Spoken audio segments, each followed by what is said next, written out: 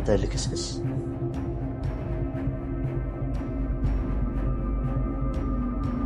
የታሰርከው ሉላ ላይ በፍጹም በጭራሽ ጌታዬ። እውነቱን ተናገር፣ ያለበለዚያ በደቂቃ ውስጥ ነፍስ ትወጣለች። በረሃ መኪና ይታላረክ አስከሬኔ በዛ ከመሄዱ በፊት ከሉላ ጋር ምን ነበረ? ምንድን ነው ያልከው? እሺ እነግርሃለሁ። ምንድን ነው ያደረካት? ንገረኛ። ምንም አላደረኳትም። ዝም በል አንተ ቅሌታ። ክስህን ማላቅሮ እንደሚመስል ዮሴፍ ቅሌት፣ አንተ ማትረባ ከብት። ምንድን ነው ያደረካት? ንገረኝ። ከይጣን ልጅ አንበሳ ውስጥ እንዴት ይወጣ? ምንድን ነው የምትቀባጥረው? ንገረኝ ያልኩህ። ምንም አላደረኳትም። ይኸውልህ እነሱ ኬዛቸውን እንዲጨርስላቸው ለማስፈራራት የተጠቀሙበት እንጂ እኔ ባለ ትዳርና የልጆች አባት ነኝ።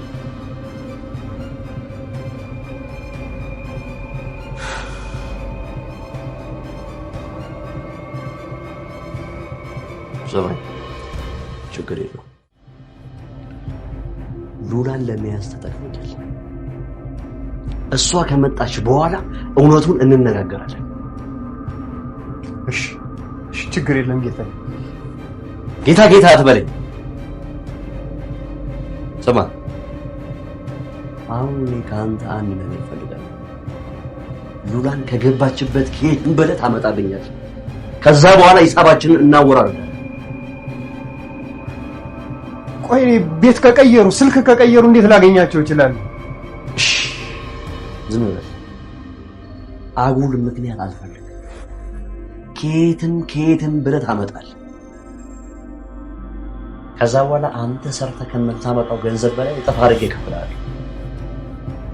እሺ ተስማምቻለሁ።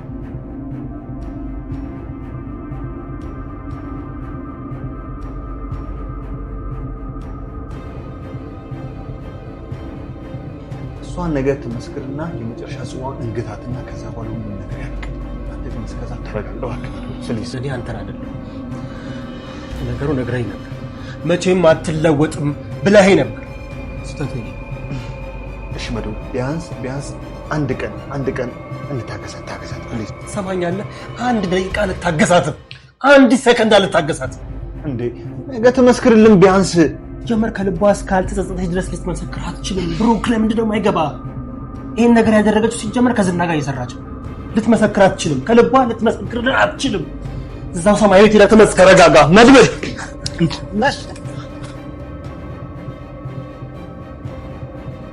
በዛሬው ክፍል ዝና የደረገው ነገር ደስ ያላችሁ ብቻ ቪዲዮን ላይክ አድርጉት። ዝና ጠበቃውን በዚህ ልክ ሲያስፈራራውና ጠበቃው ምንም መመለስ እንዳለበት እስኪጠፋው ድረስ ያው ዝና ሲያስፈራራው ነበረ። ዝና የሆነ ነገር የገባው በሰዓቱ ያው ይሄ ጠበቃ ምን ይሰራል ብቻውን ከሉላ ጋር ብሎ ስላሰበ አንተ የሆነ ነገር ለማድረግ እየፈለክ ባለበት ሰዓት ላይ አሁን ነገሩ ገብቶኛል፣ ምን ነበር አንድ ክፍል ውስጥ የምትሰራው ከሷ ጋር ይለዋል። ጠበቃው በጣም ነበረ በሰዓቱ የደነገጠው። ታዲያ ምን መመለስ እንዳለበት ሳያውቅ ግድግዳ ላይ ልጥፍ ብሎ እንደ ምስኪን ሰው እኔ ልክስህ እችላለሁኝ፣ ይህን ነገር በኋላ እናወራበታለን፣ ምንም ያደረግኩት ነገር የለም ይለዋል። ታዲያ በዚህ ሰዓት ላይ ዝና ትክክለኛ መረጃውን ስላልሰማ ወዲያውኑ ሉላን ይዛ ስትመጣ ሉላን ወዲያውኑ ጠይቃታለሁ ምን እያደረካት እንደነበረና ለምን አንድ ክፍል ውስጥ ብቻችሁን እንደነበራችሁ። ያኔ ታዲያ እኔ እናንተ የምንወራረድ ይሆናል። አሁን ግን የትም ብለህ የትም እሷን ይዛሃት እንድትመጣልኝ እፈልጋለሁ። ምክንያት አልፈልግም፣ ብቻ ይዛሃት እንድትመጣ ነው የምፈልገው። እሷ የትም ተደበቀች የትም አያገባኝም። አሁን ላይ እዚህ ከተማ ውስጥ እንደሆነች አውቃለሁ። በፊት እንኳን ነገሩን ችላ ያልኩትና የተውኩት ከሀገር ወጥታለች ስለተባልኩኝ ነው። አሁን በቀላሉ እሷን ማግኘት ትችላለህ። ያኔ ምናልባት ላዝንልህ እችላለሁ። የሰራውን ስራ ግን አርሰውም ብሎ ሲያስፈራራው እንደነበረ ማህሌት እንግዲህ ለእህቷ ደውላ እየነገረቻት እንደነበረው ለኤፍራታ ተደውልላትና ተመልሳ እንደምትመጣ እየጠየቀቻት ነበረ። ታዲያ ያው ኤፍራታ ግን በዚህ ሁኔታ ላይ እሷን እንደማትቀበላትና የራሷን ህይወት ልትጀምር ጥቂት ጊዜያት ብቻ እንደቀራትም ጭምር እየነገረቻት ነው። አሁን በቅርቡ 2 እንደሚሆኑና ጓደኛም እንደያዘችም ጭምር ለራሷም ቢሆን ማህሌት አንቺ የሚገባሽ እዛው መሆንንና እንደምንም ብለሽ ብሩክን አሳምነሽ አብረሽው ህይወትሽን ቀጥይ፣ ከዛ መጣሽ ማለት ተመልሰሽ ወደ ድሮ ህይወትሽ ወይም ደግሞ መጥፎ ስራ እንደምትሰሪም ጭምር አሁንም ያንን መስራትሽ የማይቀር ነገር ነው። አሁን ያለሽ የመጨረሻው አማራጭ የሚሆነው እዛ ቤት ውስጥ እስከምትችዩ ድረስ መቆየትም ብቻ ነው። እኔ ጋር ብትመጪ አላስገባሽም። ያ ማለት እኔ ጓደኛ ይዣለሁኝ ከዚህ በኋላ 2 ሆኜ ስለምኖር እኔ ጋር መቆየት አትችይም ትላታለች። ማህሌት ግን የመለሰችላት አንድ እንግዳ መልስ ነበረ። አይ ችግር የለብኝም፣ እንደ ድሮ እኔ አላስቸግርሽም። አሁን ገንዘብ አግኝቻለሁ። ይሄ እዚህ ጋር ገንዘብ አግኝቻለሁ ስትል ምን ማለቷ ነው? በዚህ በኩል ማንም ገንዘብ የሰጣት የለም። ለዝናም ስራ እየሰራችለት አይደለም። ለብሩክስ እሷ ያልተገባውን ይሄ እንግዳ የሚባለውን ገንዘብ ከየት ነው ያመጣችው? በዚህ በኩል መድብል እንግዲህ ስራ የለፋውበት ነገር እንዳለ ፍላሽ ተሰርቆብኛል ብሎ በጣም አዝኗል። ያዘነው ግን ልክ እንደጠፋበት አልነበረም። ታዲያ ከስራ ቦታ ተደውሎ ሲነገረው እሱና የሌሎች ዘፈኖች እንዳለ ፋይል የያዘው ስቶሬጅ የሚባለውን ነገር ያው እንደጠፋባቸውና ፋይሉ ሙሉ ለሙሉ ፎርማት እንደተደረገባቸው ሲያወራ ነበር። ታዲያ ዝና እኔ ፋይሉን ለብቻ ባላስቀምጥ ኖሮ ባልጠነቀቅ የኔም በጣም ትልቅ ኪሳራ ውስጥ ገባ ነበረ። ከልጅነቴ ጀምሮ የለፋውበት ስራ ነው ብሎ አልበም ሊያወጣ ሙሉ ለሙሉ ዝግጅቱን በጨረሰበት ሰዓት ነው ይሄ የተፈጠረው። ታዲያ መድብልን በጣም ሊያስቆጣውና ሊያሳዝነው የቻለው ነገር ቢኖር ራሱ ምናልባት ብሎ ያስቀመጠው ፍላሽ እቤት ውስጥ ጠፍቷል። ታዲያ ይህ መጥፋቱና ማህሌት ደግሞ ገንዘብ ማግኘቷ በጣም የሚገርም እንግዳ የሆነ መገጣጠም አይደለም። እሷ በዚህ ሰዓት ላይ ከማን እንደሆነስ ነገሩ ባይሰማም ያው ዝና ሄዶ ውጪ ካጣራ በኋላ ማህሌት ነው ትልቁ ችግር ያለባት ብሎ ለብሩክ እያስረዳው ነበረ። በሰዓቱ ሽጉጥ ይዞ ነበር ሲከራከር የነበረው። እኔ እሷን ካልገደልኳት ሞች ይገኛለው እያለ ነው ያለው። ማህሌት ከዚህ በፊት ብዙ ጥፋቶችን ስታጠፋኛ ዝም እያልናት ነው። ታዲያ አሁን ደግሞ ዝም ስላልናት ነው ይህንንም ነገር ያደረገችው ይለዋል።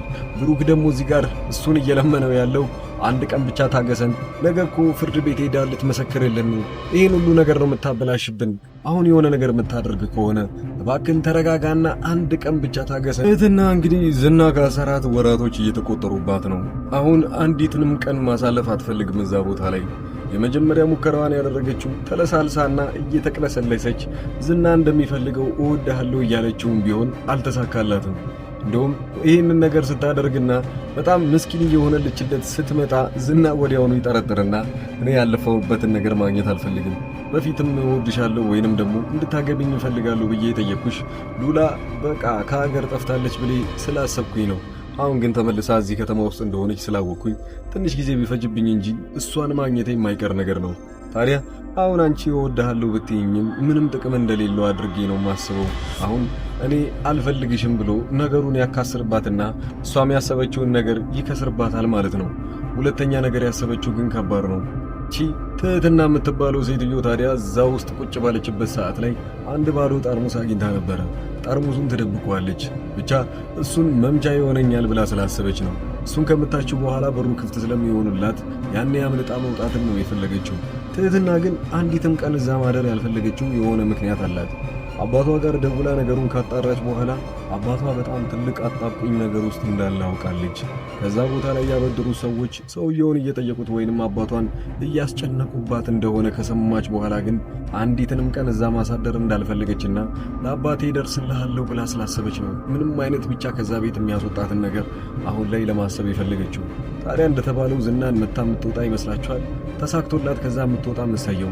አሊያም ግን ሌላኛው ታሪኩ ደግሞ ስቶሪ ላይ ነው ለሚያሳየው ከሆነ ምናልባት ትህትናና ዝና አንድ የሚያገናኛቸው ዝምድና ሊኖር ይችላል መሃላቸው።